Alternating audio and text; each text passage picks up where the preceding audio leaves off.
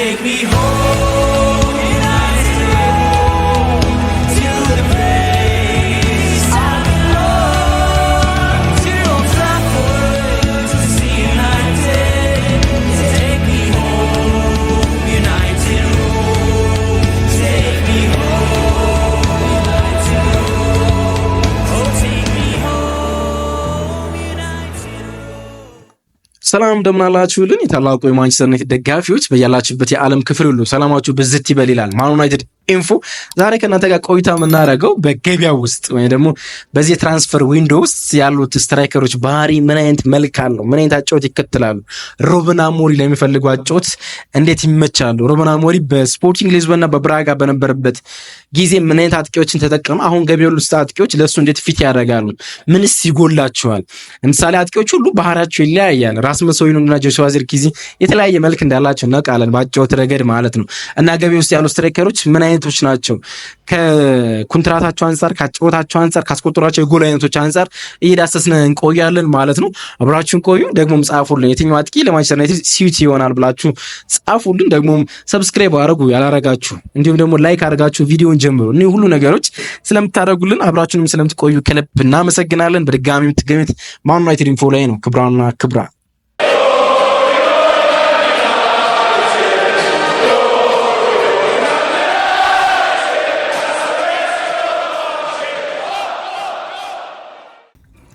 ማንቸስተር ዩናይትድ ለአጥቂ ስፍራ ቦታ ወደ ገበያው ይወጣል። ግን ወደ ገበያው ሲወጣ ከባለፉት ዓመታቶች ጥቂት ለውጦች እንደሚኖሩት ይጠበቃል። ምክንያቱም ባለፉት 2 እና 3 ዓመታት ወደ ገበያው ሲወጣ ደችማን ሲስተም ፕሌየሮችን ይፈልግ ነበር፣ ወይም ደግሞ ከኤርዲቪዝ እግር ኳስ ጋር የተቃኙ በኔዘርላንድ እግር ኳስ ያደጉ በአንድ አካዳሚ የሰሩ ወይም ደግሞ የኔዘርላንድ ብሔራዊ ቡድን ተጫዋች ከአንዱ ከኤርዲቪዝ ቡድን ጋር ግንኙነት ያላቸው ብቻ ከዛ ሊግ ጋር ግንኙነት ያላቸውን ተጫዋቾች ኤሪክ ቴን ሃግ ሲመለምል ተመልክተናል ለረጅም ጊዜ ማለት ነው። አሁን ወደ ገበያው እንወጣለን። ግን ወደ ገበያው ማንቸስተር ዩናይትድ ሲወጣ እንደፈለገው ገበያውን ሰንጥቆ መግባት ይቸገር ይሆናል። ምክንያቱም የአውሮፓ ውድድሮች ተሳትፎ ስለማይኖረው ማለት ነው።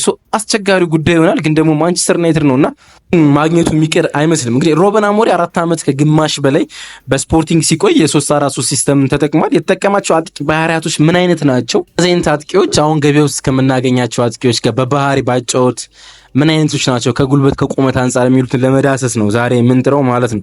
231 ጨዋታዎችን በሊዝበን መርቷል ሩበን አሞሪም። በዛ በሊዝበን ይህን ያህል ጨዋታ ሲመራ 6 ጫማ ከ1 ኢንች የሚረዝመውን አንድሪያስ ፖለር ነው ለረጅም ጊዜ የተጠቀመበት በአጥቂ ቦታ ማለት እንችላለን። ፌብሩዋሪ 2021 በክለቡ ሪከርድ በሆነ ዋጋ 16 ሚሊዮን ዩሮ አስፈረሙት። ከዛ በኋላ የመጀመሪያ አጥቂ ሆኖ ለረጅም ጊዜ ቆየ ማለት ነው። ከጥቂት ጊዜ በኋላ ፓሊናን ከቀድሞ ክለባቸው ብራጋስ መጥተው 6 ጫማ ከ2 ኢንች የሚረዝመውን አጥቂ መጠቀም ጀመሩ ማለት ነው። እንግዲህ በመስመሮች መካከል ለመሮጥ የሚመች ተከላካዮችን ለማምለጥ የሚጥር ከተከላካዮች ጀርባ ላይ መሮጥ የሚፈልግ አጥቂ ይፈልጉ ነበር። እሱን ሲጠቀሙበት ነበር። 2023 አሞሪም ከኮንቨንተሪ ሲቲ እንግዲህ በጣም ጉምቱ የሆነውን ወይም ደግሞ በሳቸው የጨዋታ መንገድ ውስጥ በጣም የናኘውን ቪክተር ዮኬሬሽን አስፈረሙ። ከዛ በኋላ ቪክተር ዮኬሬሽ ምን አይነት ግልጋሎት እንደተሰጣቸው እናውቃለን፣ ተደጋጋሚ ስለተነሳ ማለት። በአጠቃላይ ረጅም አጥቂ ይወዳሉ። ከቁመቶቻቸው አንጻር ስንመለከት ለጎሉ ጀርባውን የሚሰጥ አጥቂ ይወዳሉ። ያ ማለት ደግሞ በሆልድ አፕ ላይ መጫወት የሚችልን ተጫዋች በደንብ ይወልዳሉ ማለት ነው። ለመስመር ተጫዋቾች በተለይ ደግሞ ለኢንሳይድ ፎርዋርዶች እድል የሚሰጥ ስፔስ መፍጠር የሚችል ሆልድ አድርጎ ኳሱን ይዞ መቆየት የሚችል ተጫዋች፣ ከጎል ጀርባ ኳስ የሚሰጥ ተጫዋች ይወዳሉ። ሁለተኛ ከተከላካዮች ጀርባ መሮጥ የሚችል እንግዲህ ሆልድ አድርጎ መቆየት ቢችልም ደግሞ አንዳንድ ረጅም ኳሶችንም ስሩ ቦሎችንም ተቀብሎ ከተከላካዮች ጀርባ ያለውን ስፔስ ማጥቃት የሚችል በጣም ኤክስፕሎረር የሆነ ስፒድ ያለውን ተጫዋች ይወዳሉ ማለት ነው። እሱ ብቻችን ቻናሎችንም ማጥቃት የሚወድ የመስመሮችን ሀፍ ስፔሶችን የሚፈጠሩ ቻናሎችንም ማጥቃት የሚችል አጥቂ ይፈልጋሉ ማለት ነው። ጎል የማስቆጠር ኃላፊነት የሚወስድ ማለት ነው። አሁን ጆሹዋ ዚርክዚ ጋር ብዙ ጥያቄ የሚነሳ ሲያነሱበት የነበረው ጉዳይ አንዱ ይሄኛው ነው። ጎል የማስቆጠር ኃላፊነት አይወስድም ወይም ደግሞ ሰልፊሽ መሆን አለበት። 9 ቁጥር የሚባለውን ባህሪ የለውም ነው። እሳቸው ቃል በቃል ይሄን ተናግረው ያውቃሉ።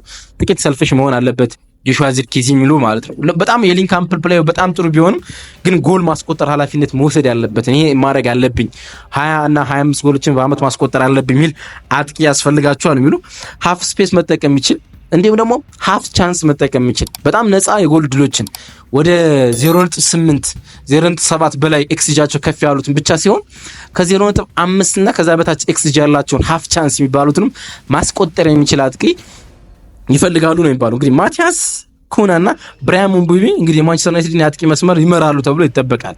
ከአጥቂው ጀርባ ያለው እንደማለት ነው ማለት ነው። ብራያን ምቡሞ ወደ ማንቸስተር ዩናይትድ ይመጣል ተብሎ ስለሚጠበቅ ማቲያስ ኩና ደግሞ ኦልሬዲ የማንቸስተር ዩናይትድ ተጫዋች ስለሆነ ማለት ነው እነሱ የላስት ላይን ስትራይከር አይደሉም፣ የመጨረሻው አይነት ስትራይከር አይደሉም። ለምሳሌ ማቲያስ ኩና በወልቭስ ቤት ከላውረንስ ጋር ነበር ሲጫወት የተመለከትነው ለረጅም ጊዜ ማለት ነው። ላስት ላይን ስትራይከር አይደለም እና እንደዚህ አይነት ያስፈልጋል ማንቸስተር ዩናይትድ። አሁን በእጁ ያሉት ላስት ላይን ስትራይከሮች ራስመስ ሆይሉንድና ጆሹዋ ዚርክዚ ናቸው። እንግዲህ ጆሹዋ ዚርክዚ ጋር ያነሷቸው ባህሪያቶች አሉ፣ ራስመስ ደግሞ ያሉት ባህሪዎች አሉ። ሁለቱ አንድ ተጫዋች ቢሆን ይላል ካርል ኤንክ የዛቴቲኩ ጸሐፊ ማለት ሁለቱ አንድ ተጫዋች ቢሆኑ ሮማን አሞሪም የሚፈልጋቸው 75% ማሟላት ይችላሉ፣ ግን ዲፈረንት ናቸው ይላል። ለምሳሌ በሊንክ አፕ ለመጫወት በጣም ይመቻል፣ የቡድን አጋሮችን ስፔስ ለመፍጠር ይመቻል፣ ግን ደግሞ ጎል ማስቆጠር ላይ ደካማ ነው። ጆሹዋ ዚርክዚ የበለጠ ራስ ወዳድ እንዲሆን መክረውት ያውቃሉ ማለት ነው። ራስመስ ሆይሉንድ ደግሞ ጉልበት አለው፣ ትግሎችን ማድረግ ይችላል፣ ከተከላካይ ጀርባ መሮጥ ይችላል፣ ግን ጎል ማስቆጠር ላይ በጣም ደካማ ሆኖ እንመለከተዋለን። ጎል ማስቆጠር ብቻ ሳይሆን ሊንክ አፕ ፕሌይም ደግሞ በጣም ደካማ ነው። እነዚህ ነገሮች ይነሳሉ እንግዲህ በተጫዋቾቹ ላይ ማለት ነው። ለዛ ነው እንግዲህ ማንቸስተር ዩናይትድ ወደ ገበያው መውጣቱ ማይቀር የሚሆነው ማለት ነው። ጥቂት ነገሮች እናንሳ እስኪ ገበያው ላይ ያሉ አጥቂዎችን ማለት ነው። ቪክቶር ኦሲሜኒ ኦርሎ ደ ላውረንቴስ የናፖሊዮን ባለቤት የድርድር ብቃት የሚፈትን ዝውውር ነው፣ ወይም ደግሞ ከሱ ጋር መደራደር በጣም ነገሮችን ከባድ ያደርጋል። 2024-25 ሲዝኑን ያሳለፈ በጋላታሳራይ እንደሆነ ይታወቃል። 37 ጎሎችን ማስቆጠር ይቻላል በጋላታሳራይ የመጀመሪያው ውድድር ዓመቱ ማለት ነው። ከአንድ ቡድን ጋር ለመዋሃድ ጊዜ የማይወስድበት ለአዳፕቴሽን ጊዜ የማይወስድበት አጥቂ መሆኑን የሚያሳይ ይመስለኛል። ምክንያቱም በ41 ጨዋታ ነው 37 ጎሎችን ማስቆጠር የቻለው። በሊጉ ውስጥ ያደረጋቸው 30 ጨዋታዎች ውስጥ ደግሞ 26 ጎሎችን ማስቆጠር ችሏል። ጋላታሳራይ በውድድር ዓመቱ የዶሜስቲክ ዳብል ወን ሲሆን ወይም ደግሞ በአገር ውስጥ የተከናወኑ 2 ካፕና አንድ ሊግ ዋንጫ ሲያነሳ ወሳኙ ሰው እሱ ነው ማለት እንችላለን። ግን በናፖሊ 4 ዓመታት ቆይታ ውስጥ ተመሳሳይ ጎል የማስቆጠር ችሎታም ነበረው። አሁን በአጋጣሚ የመጣ አይደለም። በጣም ኮንሲስተንስ የሚባል ጎል የማስቆጠር ችሎታ አለው በየጨዋታው። እንግዲህ ራስመስ ሆይሉንድ የምናነሳበት አንድ ትልቁ ችግር በጌም የሚያደርጋቸው የሹት ብቃቱ ጎል ብቻ አይደለም፣ የሹት መጠኖች አነስተኛ ናቸው ወደ ጎል የሚሞክራቸው ይባላል። 4 ሹቶች ፐር ጌም ያደርጋል። ባለፉት 4 ዓመታት በናፖሊ በነበረበት ጊዜ ማለት ነው ገቡም አልገቡም ሹቶችን ወደ ጎል ያደርግ ነበረ ማለት ነው። ከናፖሊ ጋር የሴሪያ ሻምፒዮን በነበረበት አመት የነበሩትን አንዳንድ ቁጥሮችን ላስዳሰሳችሁ። እንግዲህ ቶታል ሹቶቹ በናፖሊስ በነበረባቸው ጊዜያት 374 ነው። በቀኝ እግሩ 229 ሹቶችን አድርጓል። በግራ እግሩ 33 ሹት አድርጓል። በግንባሩ 112 ሹቶችን አድርጓል። ይሄ ከፍጹም ቅጣት ምት ውጭ ነው። 60 ጎሎችን ማስቆጠር የቻለ ኤክስጂው ግን 51.7 ነው። ኦቨር ፐርፎርማንስ ነበር የሚያደርገው። ማስቆጠር ከሚገባው ሊቆጠሩ ከሚገባቸው 51 ጎሎች በላይ 9 ጎሎችን ጨምሮ ነበር ማስቆጠር የቻሉ። ፐር ሹት አንድ ሹት ሲያደርግ 0.14 የጎል ዕድል አለው ሹቱ ማለት ወይ ደግሞ ኤክስጂው ከፍ ያለው ነው እያንዳንዱ ሹቶቹ በአቬሬጅ ማለት ነው። እንግዲህ አቬሬጅ ሹቶቹን ፐር ይር ብንመለከት 11 ነጥብ አቬሬጅ ሹቶቹን ፐር ያርድ ብንመለከት ርቀታቸውን 11.9 ያርድ ናቸው። ያ ማለት ከቦክስ ውስጥ አድርጎ የሚሞክራቸው ሹቶች በአቬሬጅ ብዙ ናቸው። ቦክስ ስትራይከር ነው ማለት ነው። ደግሞ 2022-23 ሻምፒዮን በሆኑበት ዓመት ደግሞ 26 ጎል አስቆጥሮ ጎልደን ቦት አሸናፊ እንደነበረ እናውቃለን። ግን አውርሎ ደ ላውረንቴስ መደራደር በጣም ከባድ ነው የሚሆነው። 2026 ክረምት ላይ በነፃ ይወጣል ተጫዋቹ ማለት በነፃ ደግሞ ማውጣት አይፈልግም ናፖሊ። ስለዚህ በዚህ ክረምት ላይ ተጫዋቹ መሸጡ የሚቀር አይመስልም። ምክንያቱም በአውሮፓ ውስጥ ኤሊት ከሚባሉ ስትራይከሮች አንዱን አሳልፎ በነፃ ይሰጣል ተብሎ ስለማይጠበቅ ማለት ነው። ስለዚህ ምን ይጠበቃል መስላችሁ? ኤሪክ ቼሊ እንደሚሉት የናይጄሪያው አሰልጣኝ የናይጄሪያ ብሔራዊ ቡድን አሰልጣኝ ማለት በአንድ ትልቅ ክለብ በዚህ ውድድር ዓመት ትመለከታላችሁ ብለዋል። ቼልሲ ሊሆን ይችላል ወይም ዩናይትድ ወይም ባርሳና ማድሪድ ሊሆን ይችላሉ፣ ግን በአንድ ትልቅ ክለብ ውስጥ ትመለከታላችሁ ብለው ባለፈው ኢንተርናሽናል ብሬክ በኋላ ሲናገሩ ሰምተናቸዋል። ነገሮች በጣም ከባድ ከሚያደርጓቸው በጣም ኤሊት ስትራይከር ነው። ብዙ ደካማ የሚባሉ ዊክነስ አታነሱበትም፣ ግን ነገሮችን ድርድሮችን አዳጋች የሚያደርጋቸው የዝውውር ሂሳቡ የውል ማፍረሻው ዝቅተኛ ነው። አንድ አመት ስለቀር ነው። ግን ተጫዋቹ የፊርማ ገንዘብ ይፈልጋል። በጣም ደጎስ ያለ የፊርማ ገንዘብ ይፈልጋል፣ እጁ ጋር የሚገባ ማለት ነው። ከዛ ውጭ ደሞዙ የቡድኑ የመጀመሪያ ተከፋይ እንዲሆን ይፈልጋል፣ ወይም ደግሞ ከፍተኛው ተከፋይ እንዲሆን ይፈልጋል። እነዚህ ጉዳዮች ተጫዋቹን ለማስፈረም በጣም አዳጋች እንደሚያደርጉት ይጠቀሳል። ሁለተኛ ላይ ገበያው ነው የሚገኘው ከሰሞኑ የማንቸስተር ዩናይትድ ደጋፊዎች ጥያቄ ያነሱበት የሚገኘው ቪክተር ዮኬሬሽ የሩበን አሞሪም ግልጽ ተፈላጊ ተጫዋች እንደሆነ ይታወቃል። ግን ልጁ ወደ አርሰናል መሄድ ፍላጎት እንዳለው ይነሳል። የአርሰናል ደጋፊዎች እንደዛ ብለዋል ኤጀንቱ ከተባለ በኋላ የማንቸስተር ዩናይትድ ደጋፊዎች ብዙ ወደ ኦልድ ትራፎርድ እንዲመጣ ከማይፈልጓቸው ተጫዋቾች እንደ አንዱ እንደሆነ ማንሳት ይቻላል። 39 ጎሎችን ማስቆጠር ችሏል ከ12 ፍጹም ቅጣት ምቶች ጋር ማለት ነው። ፍጹም ቅጣት ምቶች ሲያስቆጠር በጣም አስደናቂ ነው። ግን ፍጹም ቅጣት ምቶችን እንኳን ብናወጣ በጣም አስደናቂ የሆነ ጎል አስቆጣሪ እንደሆነ ማየት እንችላለን። በጣም ዳይሬክት ተጫዋች ነው።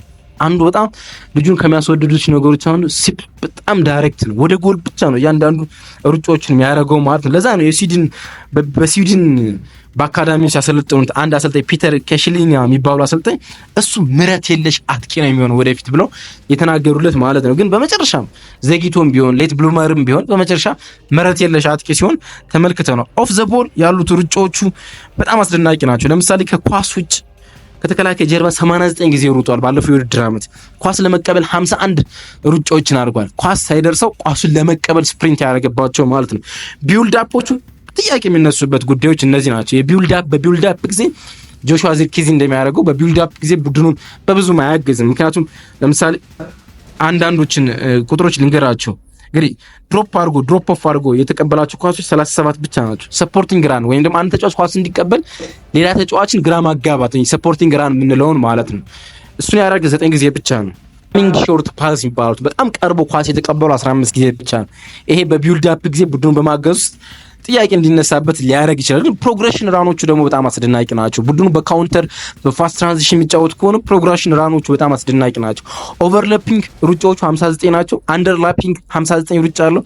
ከኳስ ጀርባ ሆኖ ደግሞ 27 ጊዜ ሩጫዎችን አድርጓል ማለት ነው። እነዚህ ጉዳዮች በጣም አስደናቂ ናቸው። ግን ሩበን አሞሪም ከሚፈልገው ነገር አንጻር ስንመለከት ስጋቱ የሚሆነው ከፕሪሚየር ሊግ ፈጣንና ጠንካራ ተከላካዮች ጋር እንዴት ይሆናሉ። ልጁ ጉልበትና ፍጥነትን ነው ተመርክዞ የሚጫወተው። የፕሪሚየር ሊግ ተከላካዮች ደግሞ በባህሪያቸው ፈጣንና እንዲሁም ደግሞ ጉልበት አላቸው። ለምሳሌ የጥቂት ቡድኖችን ተከላካዮች ላንሳላችሁ። ሊቨርፑልስ ኢብራሂም አኮናቴ ያለ ስሙ ጠፍቶኝ ነው። ኢብራሂም አኮናቴ ያለ በጣም አጂሊቲ ያለው ፈጣን ነው፣ እንዲሁም ጉልበት አለው። አርሰናል ውስጥ ዊሊያም ሳሊባ አለ፣ በጣም ፈጣን ነው፣ ጉልበት አለው። ማንቸስተር ሲቲ ውስጥ እንመጣ ሩበን ዲያዝ ፈጣን ነው፣ በጣም ፈጣን ነው፣ እንዲሁም ደግሞ ጉልበት አለው። ክለቦች የመሀል ተከላካዮች እንደዚህ አይነት ባህሪ ያላቸውና ከዚህ ጋር እንዴት ነው ምክንያቱም ጉልበትና ፍጥነትን ተመርኮዞ የሚጫወት ተጫዋች ስለሆነ ከዚህ ጋር እንዴት ፌስ ያደርጋል የሚለው ሌላው ነገር ነው። ሌላ ተጫዋች እናንሳ። ጆናታን ዴቪድ በነፃ የሚገኝ ተጫዋች ነው። በነፃ ከሚገኙ ተጫዋቾች ሁሉ በጣም ውዱ ነው ይሉታል። በነፃ ከሚገኙት ውዱ ነው። ምክንያቱም እንደዚህ እንደ ጆናታን ዴቪድ አይነት ታለንት በነፃ መገኘቱ በጣም አስደናቂ ስለሆነ ማለት ነው። 25ኛ ዓመቱ ላይ የሚገኙት ካናዳዊ ስትራይከር ነው። ባለፉት ዓመታት ለሊል 109 ጎሎችን ከ232 ጨዋታዎች ማስቆጠር ችሏል። የግራ መስመር አጥቂ አድርጋችሁ ልታሰልፉ ትችላላችሁ። 10 ቁጥር ላይ መጫወት ይችላል። ፕሌይ ሜኪንግ ችሎታው በጣም አስደናቂ ነው። ያውም አንዳንዶቹ ከማን ጋር ነጻጽሩታል መሰላችሁ? ከሞናኮ እንደመጣ ያለው ወጣቱን አንቶኒ ማርሻልን ይመስላል ይሉታል ጆናታን ዴቪድን ማለት ነው። ባለፉት 4 ዓመታት ኮንቲኒየስሊ ጎል ማስቆጠር ችሏል። በጣም ጎል አስቆጣሪ የፍሬንች ሊጋ ተጫዋች ነው። ክፍት ቦታዎችን ማጥቃት የሚያስችል ፈጣን የሆነ ካውንተር አታክ ሩጫዎች አሉት። ስፔሶችን መረዳቱ በጣም አንቲሲፔሽኑ በደንብ ያደንቁለታል። በደንብ የተመለከቱት ሰዎች ማለት ነው። ግን ጥያቄ የሚነሳበት አንድ ነገር አለ። ፊቱን ለጎል ሰጥቶ ኳስ መቀበል ለሆልድ አፒንግ ፕሌይ ብዙ ምቾት የሚሰጥ ተጫዋች አይደለም ይሉታል። እንደዛ ማድረግ ችሎታ አይደለም ይሉታል። ኳስ ተሸክሞ ለቡድን ጓደኞቹ ይዞ መቆየት ለ2-3 ሰከንዶች ያህል ከኳሱ ጋር መቆየት የሚችል አይነት ተጫዋች አይደለም። ሚሮጥ ካልሆነ ከኳሱ ጋር ፓስ የሚያደርገው ካልሆነ ኳሱን ይዞ በጉልበት ተሸክሞ አንድ ለአንድ ግንኙነትን አሸንፎ ለቡድን ጓደኞቹ እድል መፍጠር የሚችል ተጫዋች አይደለም ይሉታል። ይሄ ደግሞ ለፕሪሚየር ሊጉና እንዲሁም ደግሞ ሩበን አሞሪም ቅድም መጀመሪያ ላይ መነሻችን ላይ ምን አይነት አጥቂ ይፈልጋል ስንል ለአነሳ ነው የሚሆን አይነት አጥቂ አይመስልም እሱን ስንመለከተው ማለት ነው። ዩናይትድ እነዚህን ስትራይከሮች ጆናታን ዴቪድ በነፃ የሚመጣ ተጫዋች ስለሆነ ለፊርማ የሆነ ገንዘብ መጠየቁ አይቀርም። ደሞዙም ከፍ ያለ ይሆናል ተብሎ ይጠበቃል። ግን ማንቸስተር ዩናይትድ በጀቱ ዝቅተኛ የሚሆን ከሆነ የፕሪሚየር ሊግ ልምድ የሚፈልግ ከሆነ መፍትሄው ያን ፊሊፕ ማቴታ ነው ይላሉ። የፈረንሳይ ስትራይከር ማለት ነው። ባነሰ በጀት ሊገኝ ስለሚችል ማለት ነው። የሊግ ልምድ ያለው ኦሊቨር ግላስነር ወደ ክሪስታል ፓላስ ከመጡ በኋላ ከፕሪሚየር ሊጉ በጣም አስፈሪ አጥቂዎች እንዳንዱ ነው። 30 ጎሎችን ነው ከዲሴምበር 2023 በኋላ ማስቆጠር የቻለው ማለት ነው። ኦሊቨር ግላስነር እንዴት እንደቀየሩት በጣም ምትሃት በሆነ መንገድ ነው። ከኮንትራቱ ላይ 2 ዓመታት ብቻ ይቀሩታል። ስለ ኮንትራት ከፓላስ ጋር እየተወያየሩ፣ ፓላስ ግን በጣም ጥሩ ገንዘብ የሚያገኝ ከሆነ በዚህ ዓመት መሸጡ ትክክለኛ ውሳኔ ነው ብሎ ያስባል። ከኤክስጂ በላይ በደንብ ተስፈናጥሮ የሄደ ተጫዋች ነው። ምክንያቱም በ2024-25 15 ጎሎች ነው ማስቆጠር የቻለ። ረጅም ጉዳት እንደነበረበት ይታወቃል፣ የራስ ጉዳት።